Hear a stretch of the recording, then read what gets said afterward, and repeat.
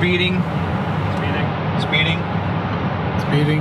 5, 4, 3, 2, 1. The world is changing faster than ever.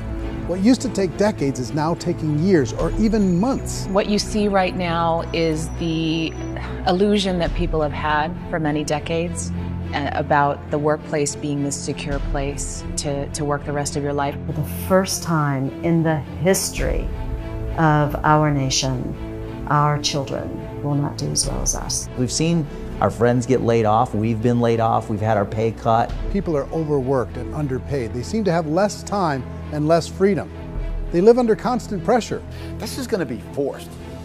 And so even if your employer loves you, they may have to cut you. There's something wrong that on Monday morning, the heart attack rate increases by 35%. Technology is accelerating, job security is declining. It just doesn't seem like the old models of making a living are as reliable as they used to be. Every aspect of our lives, there's a better way out there, but we're still doing it the old way. We live in the greatest country on the planet, and there are a lot of people sitting around complaining and being cynical. Like everyone's whining about this old model, and I'm like, why don't you leave it? Look at all this over here. Look at all this opportunity. Since so much of our lives revolve around our work and the way we make our living, many people are thinking there just has to be a better way. The biggest challenge facing our world today is not making money, is what are we going to do with all the displaced, unemployed people? People are afraid that they're going to make the wrong decision. People are afraid of the unknown. People are afraid that maybe I don't have the skills. Hey, sports fans, industrial age is over. It's dead. It's dying. That's why going to school to get a job is an obsolete idea. A steady paycheck is an industrial age idea.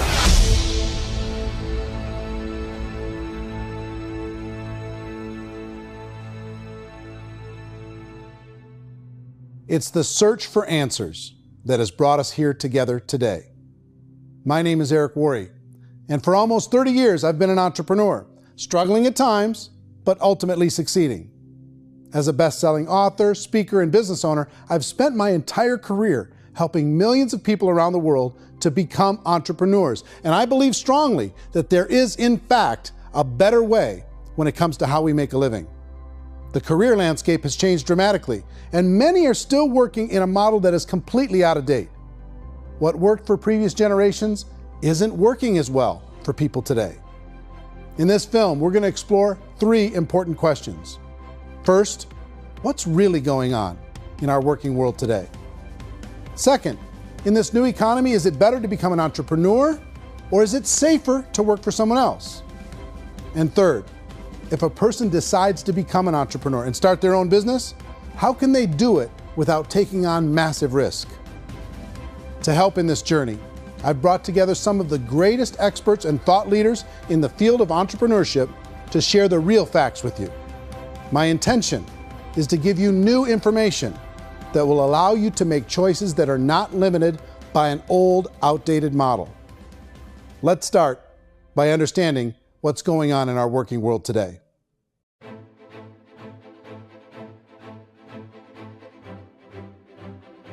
Let's look at unemployment. 30–40% of the people are honestly not working, but would be working.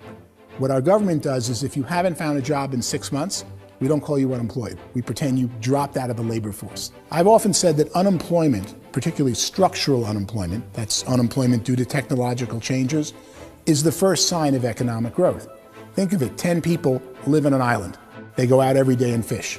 One day, new technology shows up. A missionary brings them a net. Now, using the net, one pilots the boat, one throws the net. 2 fishermen can do all the work 10 used to. That's a 500% increase in productivity, 2 doing the work of 10, in one day. You don't have to learn a lot to learn how to throw a net instead of throw a fishing line. The island's got a big problem, 80% unemployment. But the island still has all the wealth of the fish because the 2 people produce as much fish as 10 did.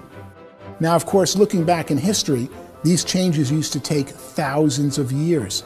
And during that time, we went into farming and transportation. Some of us became doctors and some teachers and lawyers, and we developed all these new professions and new manufacturing jobs. Today, these changes are occurring literally in one day when a new technological advance occurs, and we don't have the social structures to deal with it or to retrain the unemployed people. So one of the things that I think is interesting as I travel across the country and really travel around the world is the way that we work and the way we get paid for work is changing pretty dramatically. On a global basis, everything is being turned upside down because of the rapidly advancing technologies. They are eliminating many jobs, and we have been left with many people not prepared for the jobs that exist. A lot of demand in public companies was to squeeze out all the fat and to get just as much margin as we possibly could, and fat equals humans. So this idea of job security and information age is so obsolete, but it's still taught inside our school system, and that's where the problem starts. There's no financial education in school system, and people are still trained to be employees to work for that paycheck. This is a chart on the middle class. What's happening in the middle class, those that went to school, their incomes have been coming down for years. And parents still say to their kids, go to school, get a job. Now what happens to all those middle class people who are dropping off the ends of off the chart? Well, they become what's called working poor. And this is what happens to working poor. But they say poverty is ending. Well, poverty may be ending, but working poverty is going up. And this is food stamp usage. So food stamp usage in America is going through the roof right now, because people cannot earn what they call a living wage. Most people have experienced financial pressures that I think are probably greater than they have been in the past. If you're not working for yourself, then it's going to be a pretty hard road for a lot of people. Today, if you're going to control your future, the 40-40 plan is gone, where you can graduate from college and get a job and work for 40 hours a week for 40 years. That day is gone. So some of these charts actually tell you what's going on. And this is a really interesting one, you know. People are going back to school because if I go back to school, I'll get a nice job. But this is what's happening to, it's called Sallie Mae, which is the student loan guys. Student loan is going through the roof. It's now over $1 trillion, and student loan debt is worse than credit card debt. So when people stopped using credit card, the government got people into student loan debt. And the problem with student loan debt is you can never be forgiven. See, with credit card debt, you can declare bankruptcy and all's forgiven. But student loan debt, you can declare bankruptcy, you still owe it. It's the worst of all debt. But this is the next picture. Look at this chart here. This is what's happening to wages of college graduates. It's going down. So you go to college, you rack up all this debt, but you earn less money. Now, that's not that intelligent. Average person who's been working a lifetime in America today is ending their lifetime at 65 with about $41,000 in assets. They earned just enough to survive. I think in the United States we have something like 17 trillion in debt. That's just the federal government debt. We got another 2 in municipal and in other, let's call it almost 20 trillion government. We've got 40 trillion in private debt. That comes up to close to 60 trillion.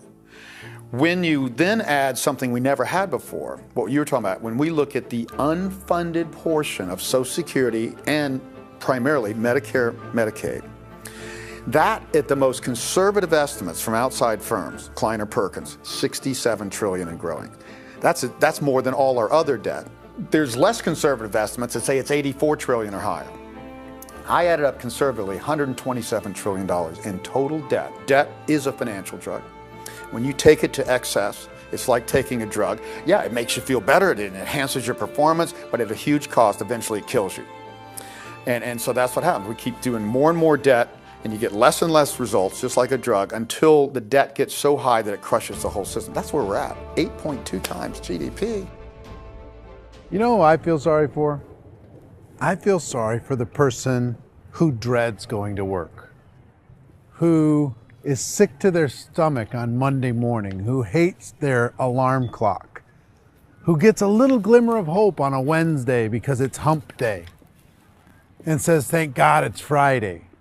And they live for those 2 days a week where they get to be themselves and they don't have to be around people they don't like, and they don't have to play the political game in the office, and they don't have to live this half life. The person that works 50 weeks a year just to be able to have the 2 weeks for vacation. And you know what happens to most of them nowadays? They don't have a vacation. They have a staycation.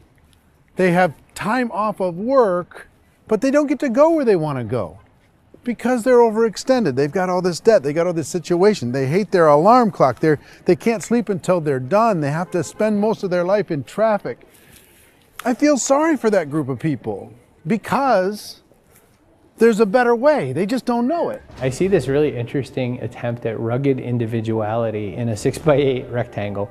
And I feel like you're all the same, except for the little push pins of the pictures. There's different pictures. Yours is named Jenny and his is named Sujara, but it's the same people. And this is how they are, and they're just like the zombies, and there's no joy in there, there's no fun. There's always like the wacky woman who decorates her cubicle, and that's the most she can do there. You got to give her credits, right? The wacky cubicle woman. The basis for their life is worry. I'm worried, you know, maybe I'll get fired. I'm worried maybe my company will go out of business. I'm worried I can't keep spinning the plates on paying the bills. I'm worried about how do I send my kids to college. I'm worried, what if the transmission of my car breaks? That's, you know, 2 or 3, I can't fix it.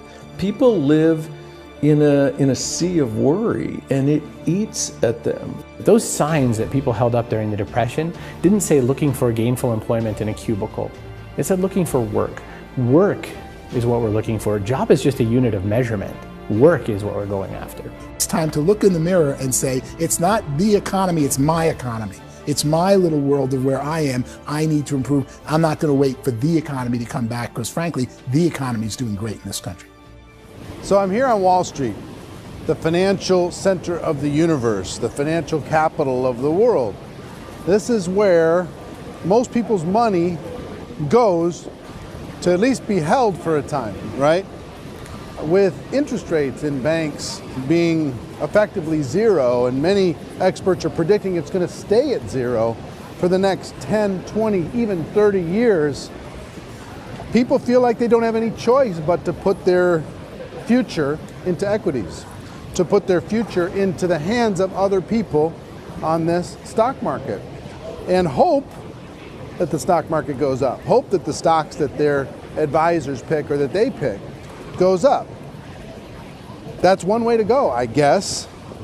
It's my personal belief that if you put your future into the hands of yourself, in other words, you have earning power by yourself, I think you're a better investment than these guys. I think you controlling your future is a better option than handing over your retirement to these guys.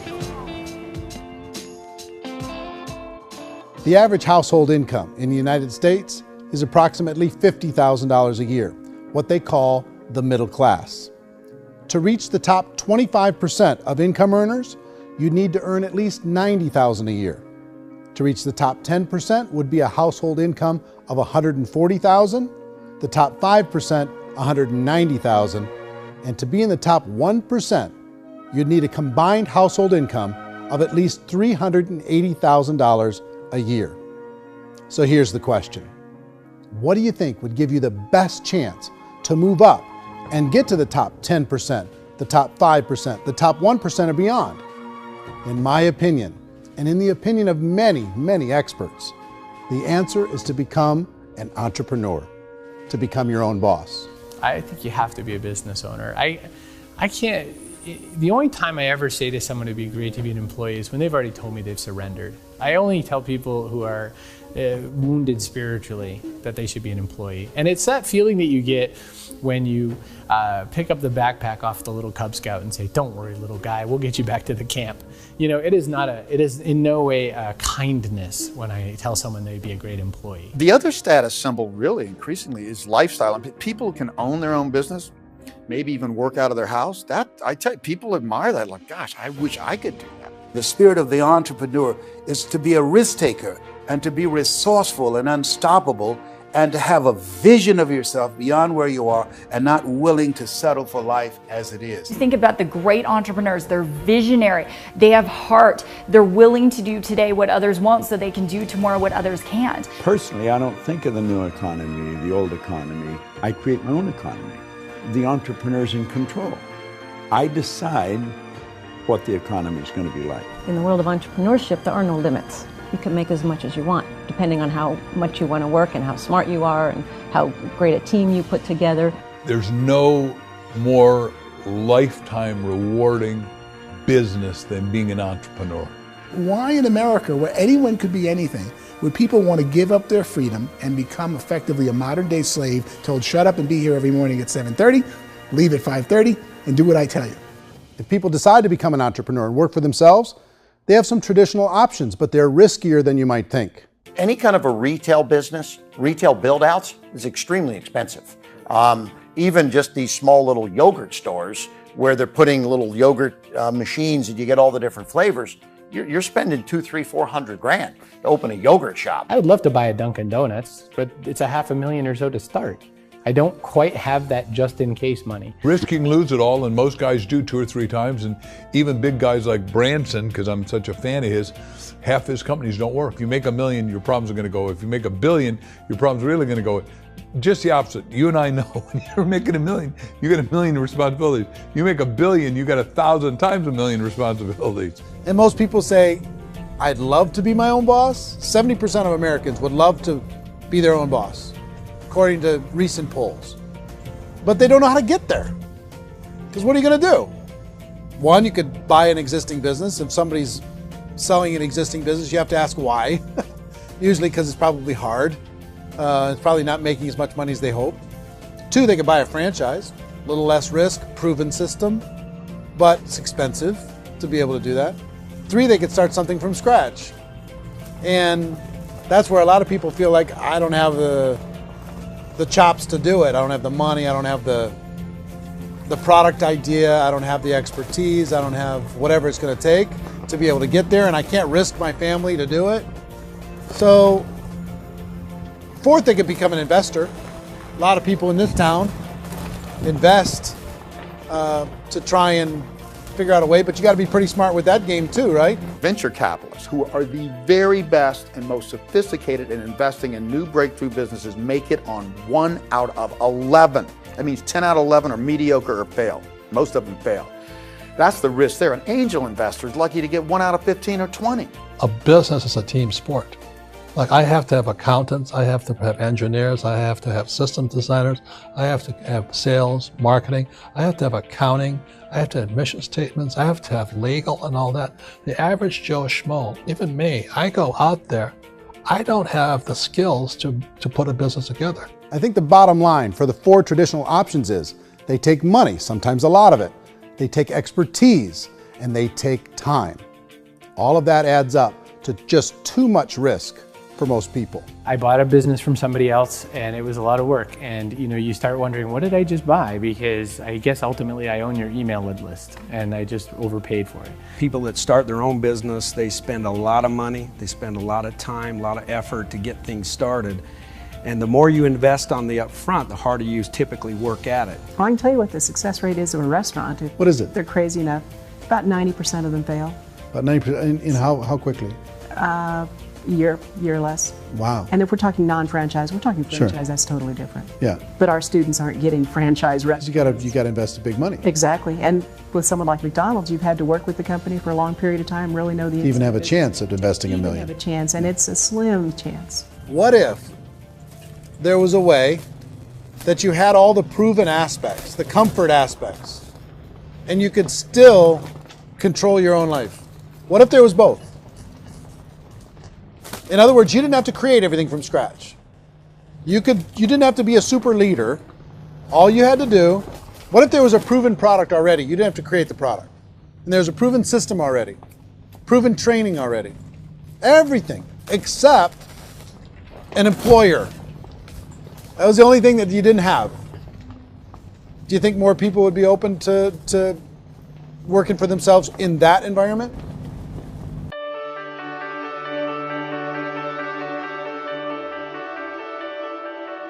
In our search for a better way to make a living, we've come to the conclusion that becoming an entrepreneur is actually safer than being an employee.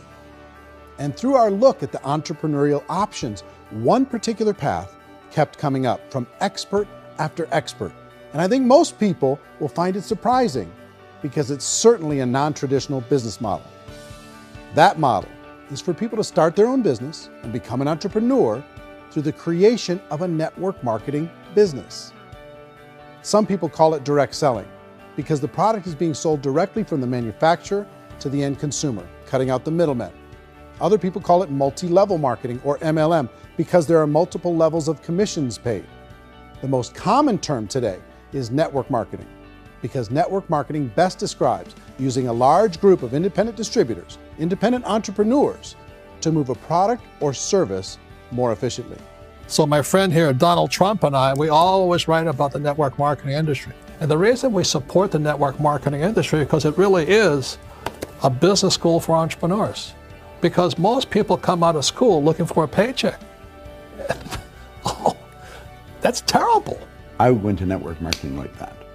I think if it didn't exist, we should invent it. It is that good. I think direct selling is a great way to do business today. It's very easy to get into that industry, and you can be self-employed, be in effect an entrepreneur. When we see multi-billionaires adding network marketing companies to their portfolio of companies, that would be a clue. When we see people who are very famous authors and very famous business people endorsing the industry, that would be a clue. These network marketing companies aren't $50 million companies, they're billions and billions of dollars. They lead the stock market, they're major companies. When we're going to get it? You know, and you're going to school to work for a paycheck, but if you want to be rich, be an entrepreneur, and network marketing gives you the spirit to be an entrepreneur. A traditional company will spend up to 50% of their total revenue on marketing. Network marketing companies use a different approach. Instead of having all that extensive marketing expense, they utilize a network of independent distributors to do the marketing for them. Now, why do they do this?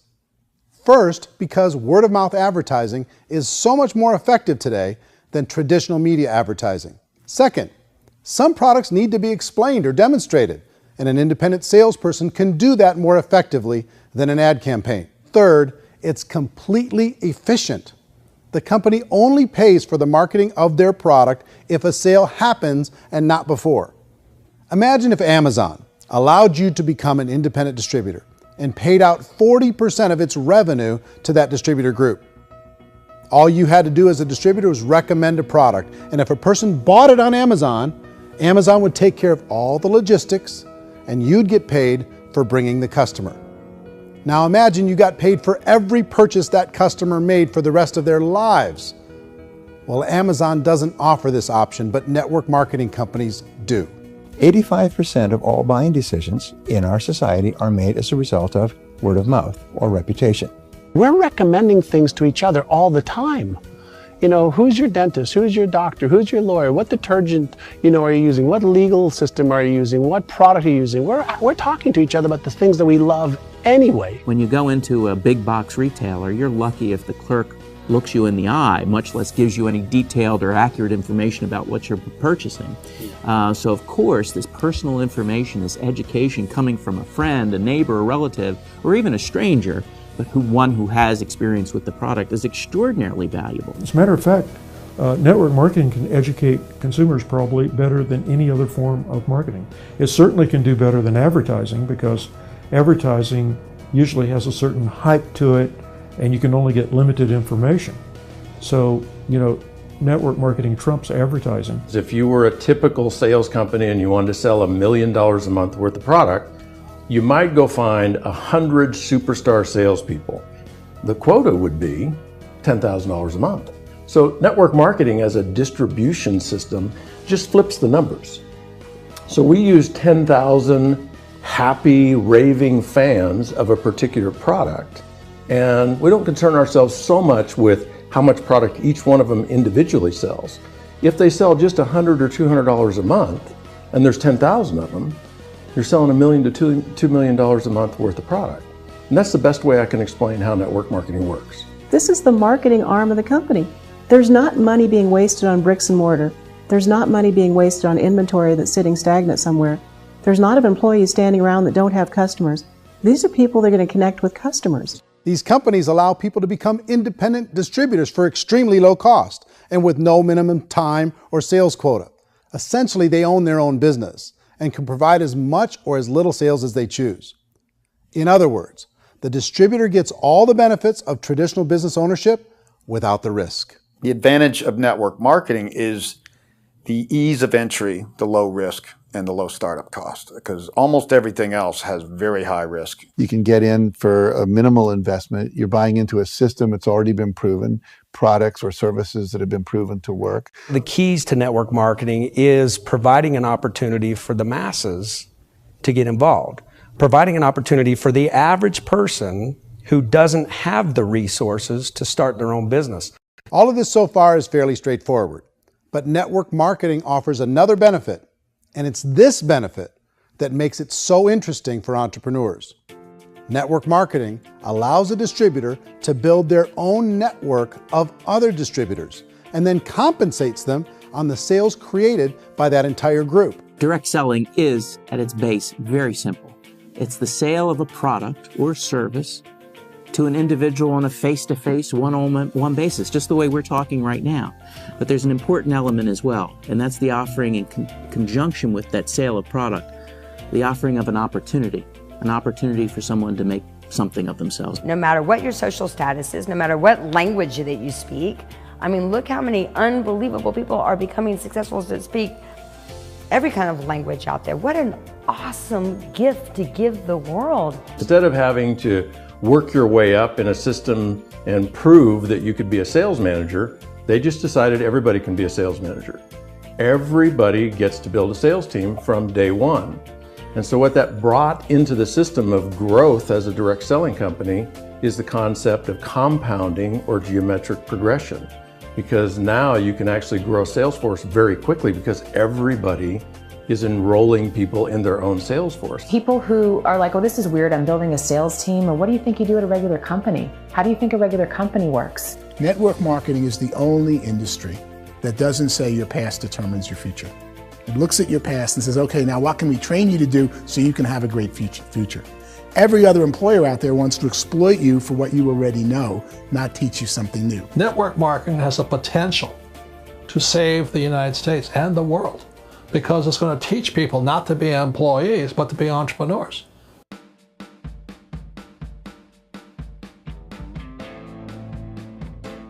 According to the Direct Selling Association, if you add up all the network marketing companies around the world, they combine to do over $178 billion a year in retail sales.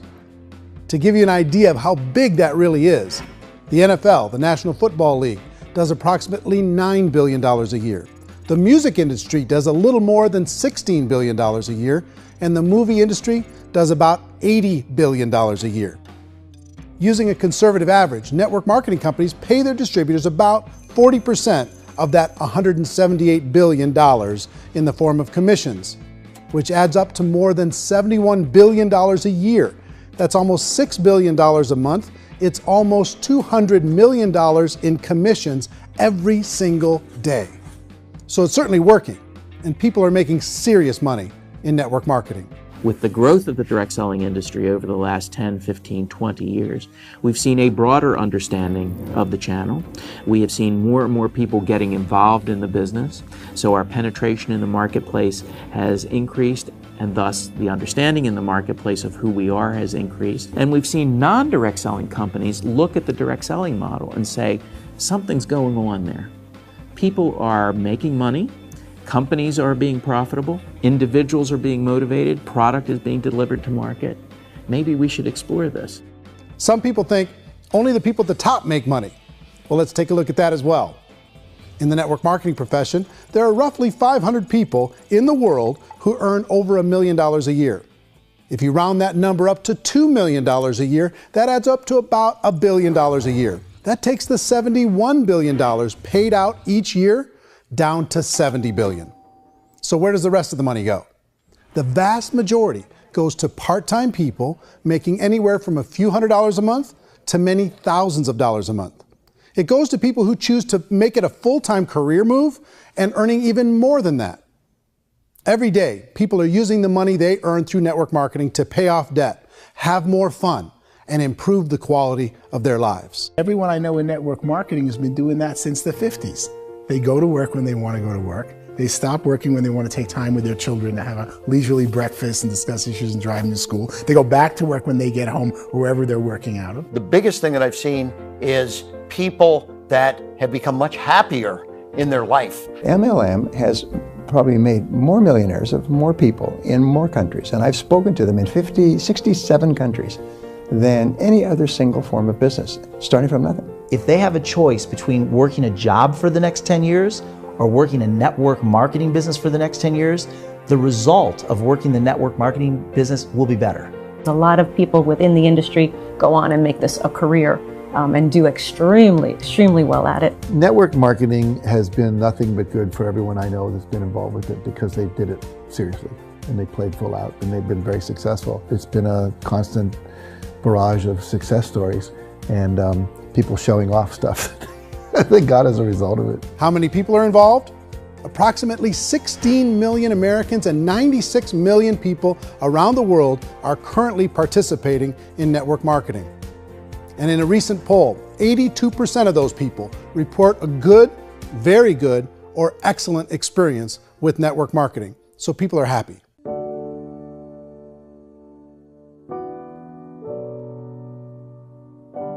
So I've taken a look at the network marketing profession and really tried to understand why so many people are confused as to the validity of this as a business. One is this pyramid shape. People get really messed up with this pyramid. Oh, it's one of those pyramid things. So I just think there are a lot of haters out there who really don't understand the industry and say, oh, it's a get-rich-quick scheme. It's a pyramid. Well, corporate America is a pyramid scheme. You know what I mean? It goes like this. You have thousands of MBAs, let's say working for Ford or General Motors or Coca-Cola. If all these MBAs, they're all trying to get to here, that's a pyramid. Only one guy's going to make it. Every 10 years, one's going to make it. Whereas you look at network marketing, it's like this. So you're here, and your job is to develop other CEOs coming up behind you. So it's an inverse pyramid. In network marketing, it's a very simple concept. If you sell product, you get paid. It is paid based on production. There is no first mover's advantage. There is no investment component where the more somebody spends, the more they're entitled to make. So the two are polar opposites of each other. It doesn't matter what shape the company is or the compensation plan is shaped, whether it's a circle or a pyramid or a triangle or a trapezoid, it doesn't matter.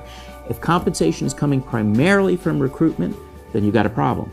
On the other hand, if an operation is basing their compensation to participants on the basis of sales, even when those sales are generated by people you've recruited, well, then you're a perfectly legitimate enterprise. That's the legal test, it's the practical test. Another issue that's been true in the past that is no longer true now is people used to be in network marketing loaded up with products that they couldn't sell and they ended up a loser. They ended up with a bunch of product in their garage, they ended up with a bunch of products sitting in their kitchen shelves or whatever, and they thought they could sell it and then they weren't willing to or able to sell it and they ended up with a bunch of stuff and they were bitter about it. There was this thing called front loading where you had to buy if you bought $25,000 worth of product, you got better commissions and all this.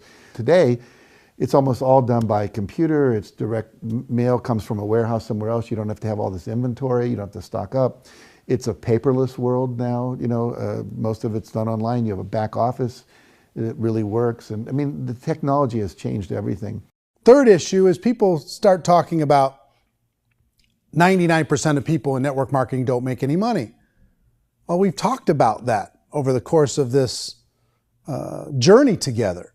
Almost $200 million a day is being paid out to network marketing distributors around the world. The naysayers, the people who say that it doesn't work, are usually the ones who just don't know how to make it work for themselves. And so they're giving you an opinion, and I tell people, don't confuse people's opinions with expertise, because opinions are free. And don't confuse sincerity with the truth, because people can be sincerely wrong. But here's the reality inside of network marketing. The vast majority of people that get involved in network marketing just become customers and they get involved to be able to purchase product at a lower price. If you take Costco as an example, if a person goes into Costco and gets a membership to Costco so they can get a lower price on the product, we don't call that person a loser because they have a bunch of product that they walked out with a smile on their face. Yet when some people want to take a look at network marketing, they say, well, those people, they're just using the product and they aren't earning an income, so they must be a loser. They're not a loser, they're a happy customer. That's the vast majority of people that are involved in network marketing. Now, a smaller percentage of those people decide to go build a business. They earn $300 a month, $500 a month, $1,000, $2,000. That's the bulk of earnings in network marketing. And then there's the few that really decide to take it serious, really decide to build a large network, really work to make that network very, very productive. And those people make huge amounts of money and there's no cap. What I do as an outside economist, just somebody looking at this industry like any other industry I speak and say, look, what's the realities of this? 1% do incredibly well. 10% generate some additional income at pretty low risk and effort. That's not, and 90% of people roughly end up customers. One thing that I think is real when it comes to people's perceptions about network marketing is people put this, and distributors, I think, involved in network marketing have some responsibility for this. They have sometimes unrealistic claims about the product or about the income. Most people who become distributors, they want the money, they want to be successful, but they don't have the skills. They don't know what to do. And when people don't know what to do and they're in a new business, they're scared. And when they're scared, they panic and desperation kind of sets in. So they think everyone they talk to has to get in. So if I talk to you and you say, well, no, I don't have time to do that, they're like, no, I need you. You have to do this or I won't be successful. So I start clawing on you. I start that desperation. So then I start making claims about the product, which are not appropriate, probably not even true. Or I start saying, oh, let me show you how you can make all this money and you don't have to do anything, Eric. And so you just totally misrepresent the opportunity, and you're clingy with people because you think you need everybody to be successful, and you don't. You know, one of the messages that I try to deliver most forcefully to companies as well as salespeople in direct selling is that you don't have to overpromise. The reality is in network marketing, there's a lot of hard work involved. There's a lot of effort. You're going to have to develop yourself. It's a business like anything else. It's going to take some time, but in my opinion, it's better.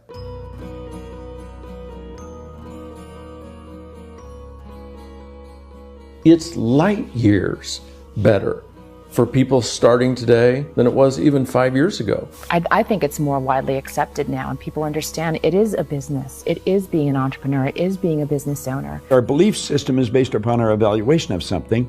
And frequently, if we reevaluate a situation, our belief about that situation will change. The industry has changed and it's grown up. It's totally transformed. You've got young people today that have grown up with social media, and they understand networks. They understand how people are connected through technology, and they understand how money flows through those networks.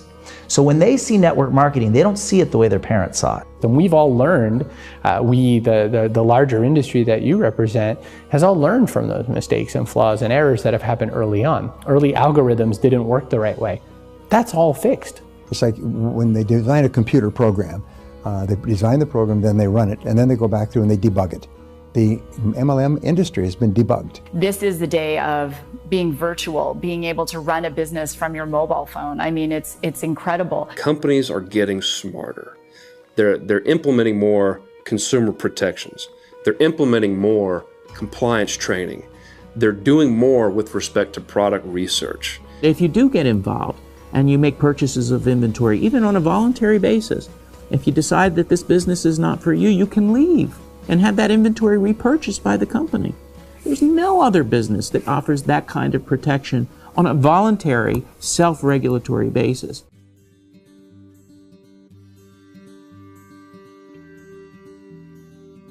If you decide to look further into a network marketing business in order to generate more cash flow for your family, I would recommend reviewing the following 4 elements. First is the product or service. And on the product or service, I would ask 5 important questions. 1, do you like it? Is it something you would feel comfortable sharing with others? 2, is there a recognized need in the marketplace?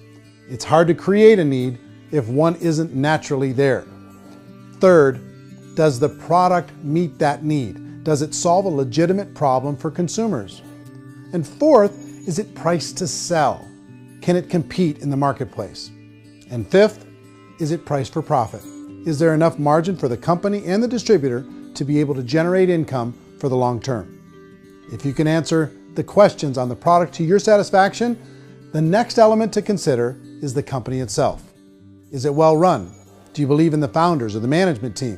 Do you feel they have what it takes to go all the way? See, it doesn't matter how good the product is if the management can't take care of the company. Good management can change with the times. They can handle adversity. They can make good decisions. Make sure you choose a company that can serve you for a long time. The third element to consider is the compensation plan. And with that, there are 3 important things to look at. First, a brand new person needs to be able to generate some money fairly quickly. It may be an obvious reason, but you can probably imagine the ripple effect of a distributor getting involved and having even a small victory fast. That can only help with the overall success of the organization. Second, a person should be able to develop a moderate part-time income in a reasonable period of time. As they develop their network and as their sales grow, they should be able to enjoy more benefits. And third, for the people who are really serious, for those who decide to really go pro in the network marketing profession, there should be the possibility to make a serious full-time income if they work hard and are committed to developing their skills. If you're comfortable with the product, the company, and the compensation plan, the last thing you should look at is the support that will be made available to you. Does the company have a website? Does it have a solid online reporting tool? Do they have comprehensive training available? Do they host events to help you build your business? If you decide to do this, what kind of a support system can you plug into? Choosing a network marketing company is a personal decision. But evaluating the 4 elements of product, company, compensation plan, and support is a great place to start. Is the company promising that you're going to get rich quick or that you can make a lot of money without a lot of effort? That's a red flag. Is there a product that you really believe in that you think can be sold?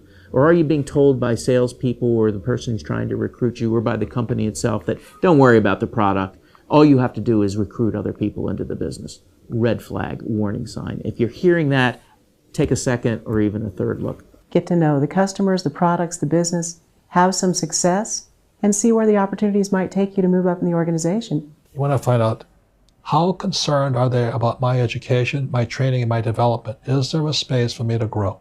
Most important question. Learn everything that you can about the product. Make sure it's something that you believe in, and learn everything you can about the industry and work that system. You have to be very passionate about whatever that company is doing. I would get involved. You can always test drive anything, the product, the service, the community, and then lean into it a bit. If it feels good, then lean into it a lot. Behind me is the Lincoln Memorial. And this is a place where Martin Luther King Jr. had his famous "I Have a Dream" speech. And at that speech, he talked about his dream for equality for everyone around the world, and that's a noble dream. But I think more people need to remember what it was like when they were kids and the dream was still alive in them. Before it got beaten out of them by reality, by this paycheck, by these responsibilities, and by having to live for this job to pay the bills. I think people need to remember that, go back to that.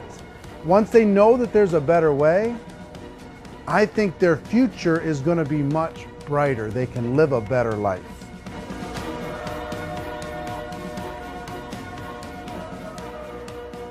So if you're considering getting involved in a network marketing company, let me offer you just a few pieces of advice. First, network marketing isn't perfect. It's emotional, it's challenging. Like any entrepreneurial venture, it can have its up days and its down days. But if you have an entrepreneurial bone in your body, it's just better. Second, if you're gonna do it, decide to be professional. Decide to go pro. It's better to do that than just be this amateur sticking your toe in the water. Third, as any professional, you're gonna have to learn some new skills. And I promise you, inside of the network marketing profession, they're not too difficult to learn. Fourth, like anything worthwhile, it's gonna take some time. Don't expect that you're gonna get to the finish line right out of the gate. And fifth, it's worth it. It's worth it to be able to take charge of your life again. It's worth it to be able to control your own financial situation. It's worth it for the people you're going to be able to spend time with. It's worth it for the things you're going to be able to see and the experiences you're going to be able to experience. It's worth it for the causes you're going to be able to contribute to, the lives you're going to be able to touch, the customers you're going to be able to help, the friendships you're going to be able to develop. I promise you, it's worth it. Remember, most people are searching for answers just like you are. But I do have to tell you the catch to network marketing. If there is a catch, if you want to understand this from an emotional point of view, people say, well, it sounds too good to be true. It's not, it's hard work. But here's the catch. Most people still don't understand it. So you're going to have to endure the loss of social esteem from ignorant people. The uneducated will think less of you. Now, if you can handle that, you're on your way. If that's going to destroy you, you know what? Entrepreneurship in general probably isn't in your future. If you can face that catch, you can become unstoppable. I want everyone to really contemplate this if they're not in network marketing.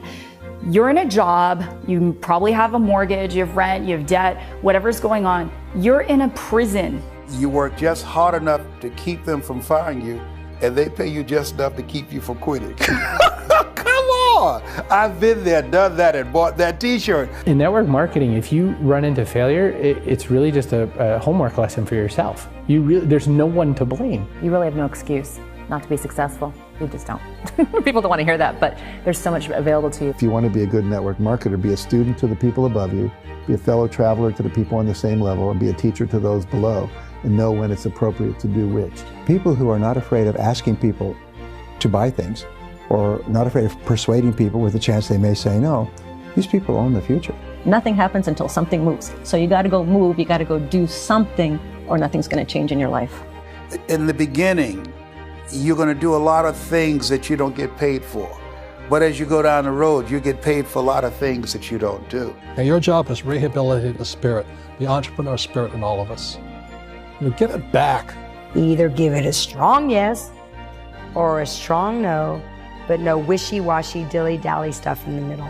There's dreams and there are nightmares, but I believe that the biggest nightmare of all is when you don't pursue your dream. You're going to see some monumental growth in this profession. It's an exciting, exciting time to be involved with the network marketing profession. The next 10 years, I see just exponential growth. When that tipping point comes, it's not a matter of asking somebody, have you ever heard about network marketing? You're really asking them, which company are you building your wealth in? We are here to fix the world, to improve relationships with other people, to improve other lives.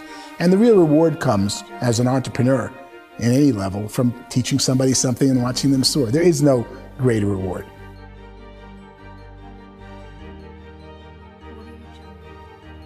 Life's too short to spend it living someone else's dream instead of your own. It's too short to spend it living at a fraction of your potential. Can being an entrepreneur be a challenge at times? Sure. But here's what you get in exchange. It can be yours. Something that you built, something that you created, something that you made happen. This balloon represents your dream. It represents entrepreneurship. My wish for all of you is that you would reach out and grab it. The choice is up to you.